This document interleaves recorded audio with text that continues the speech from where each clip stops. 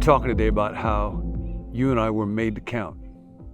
We were created to make a difference, to have an impact on this world. And what I want to tell you today is the sentence about how to discover the place of your calling, of your contribution, that has been quoted maybe more than any other sentence over the last 50 years. It's very meaningful to be able to do that. It comes from the pen of a writer named Frederick Buechner, who just passed away in the last couple of days. He was 96 years old. He was a brilliant, brilliant guy. He was a student at Princeton from an elite, but in some ways troubled family. And he wrote his first book while he was still in college, for those of us who feel a little underachieving. He was on the cover of Time magazine when he was still in his early 20s. His family was not a family of faith. It had no use for God or religion, and he found this strange gnawing inside of him, and he ended up going to a church in New York City where there's a great preacher named George Buttrick. And Buttrick was talking in a sermon about how Satan offered Jesus a crown, significance, glory, and Jesus turned it down. But he said again and again, Jesus is crowned in the hearts of those who believe in him with confession and tears and great laughter. And Buechner said it was that phrase, great laughter, that somehow there is joy in this universe, and in the midst of the confession and the tears and our wrongdoing, that God could be triumphing in this person of Jesus. That was his Damascus experience, and he met Jesus there. And he ended up becoming a minister, although he always mostly wrote. And somebody has said that the two Presbyterian ministers who had the biggest impact on the 20th century were both named Fred Rogers and Fred Buechner, and they both had unusual ministries. What I want to tell you about is his words about the notion of vocation or calling, because you were made to count. And this is what he wrote. This is from a book of his called Wishful Thinking. Vocation, it comes from the Latin vocare, to call, and it means the work a person is called to do by God. There are all different kinds of voices calling you to all different kinds of work. And the problem is to find out which is the voice of God, rather than society, say, or the superego, or self-interest. By and large, a good rule for finding out is this: the kind of work God usually calls you to do is the kind of work, A, that you most need to do, and B, that the world most needs to have done. If you really get a kick out of your work, you've presumably met requirement A, but if your work is writing cigarette ads, the chances are you missed requirement B. On the other hand, if your work is being a doctor in a leper colony, you have probably met requirement B. But if most of the time you're bored and depressed by it, the chances are you have not only bypassed A, but probably aren't helping your patients much either. Neither the hair shirt nor the soft berth will do. The place God calls you to is the place where your deep gladness and the world's deep hunger meet. And that's the sentence. The place God calls you to is the place where your deep gladness and the world's deep hunger meet. Not the hair shirt. You're not going to find the hair shirt at Urban Outfitters or Todd Snyder. That was a ancient garment people would put on that was irritating or chafing to the skin, deliberately inflicting pain on them in order to mortify the flesh. And a lot of people think about God's will that way. Well, I'm miserable doing this, so it must be what God wants me to do. I remember Bob Buford was a guy, business guy, wrote a book called Halftime about reassessing life so that you can make it about significance, not just success. And he said earlier on in his life, he thought if he did that, then God would make him become going to church work. And he literally wrote this in the book. He said, I would probably have to dress like a pastor. Well, there's a fate worse than death, Bob. And then he discovered, no, it's not the hair shirt. God generally creates in you the desire to do what it is that God made you to do. Psalm 145, verse 16, I think it is, says that God opens his hands and he satisfies the desires of all living things.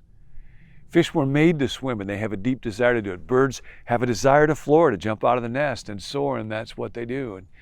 And the same thing is true of us. We were made by God with certain kind of desires, and that desire is one indicator of God's calling on your life. It's not the only indicator. And if I make my life just about the gratification of my own desires, then ego is on the throne, not God, and it will never work. But it is an important indicator. I think about when I was in graduate school and I was mostly studying psychology, and I knew that the trouble of the soul, human pain, and being with people in counseling and therapy is a very meaningful thing to do. It's a place where the world has deep hunger for healing. But it did not give me great gladness. And when I would try to do it, I would get exhausted and feel fatigued and feel clumsy at it. And at the same time, then when I began to preach, I discovered this great sense of gladness. Right now, honestly, to tell you the truth, a source of deep gladness for me is just this stupid phone and thinking I get to learn and try to find where God is and what is deepest in my own heart and my own life these days, and then share it with those of us who walk together in the fellowship of the withered hand, in the recognition that we can't live that kind of life, but God can do it. And it's the source of great joy to me. And I'm so grateful to all of you who are part of this community.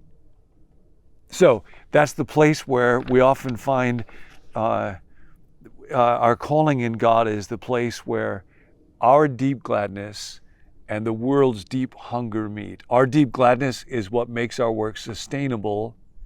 The world's deep hunger is what makes our work meaningful.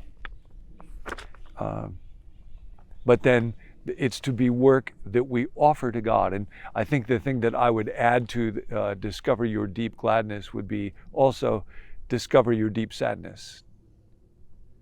There's another verse Paul's writing to the church at Corinth in 2 Corinthians, the very beginning in the first chapter, I think it's the 3rd verse, he says, God is the God of compassion and the Father of all comfort, who comforts us with his comfort so that we might be able to comfort others with the comfort that we ourselves have received. And the idea, which is rooted very deeply in the cross of Jesus, that it is through our suffering, through our sorrows, through our sadness, that we somehow find God and hope and comfort and healing in a deeper way, and then we're able to give that to other people. I think about my friend Steve, who lost a child about a decade ago, and he says, every day it's like there's a dog of sorrow that follows him around. Someday it's a big dog, someday it's a little dog. But he's able to speak to other parents who have that kind of loss in a way that nobody else I know can. I think about a friend of mine who struggles with anxiety, and she's able to speak hope into the lives of other deeply anxious people in ways that somebody just kind of skates through life without ever feeling nervous about much would never be able to touch them, would never be able to have that calling there. I think about a friend who suffered from a sexual addiction and is able to bring help and healing and hope and next steps to other people in ways that somebody that didn't suffer from that affliction never would. So today, spend some time thinking about what's an area of deep gladness for you. What's a desire that God has placed in your heart? I think about one friend of mine who loves cars, loves to fix cars. And then he realized one of the things he could do is he could help out, use that to help out single moms. And it may be something that's super practical. It may look quite small. What's an area of deep gladness that just brings you joy? Might involve words, might involve deeds, might involve something that you do with your hands, might involve music. Where's God calling you to use that to address the deep hunger in our world? And then where's deep sadness in your life? Where's a place that you have suffered? What's a sorrow that you have? There's somebody else that will be in your world and they're suffering from that too, and you could speak a word of comfort to them. Last thought from Frederick Buechner for today.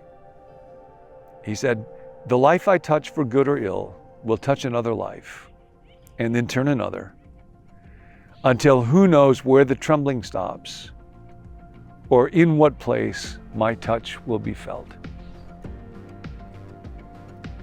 Make today count. Until next time.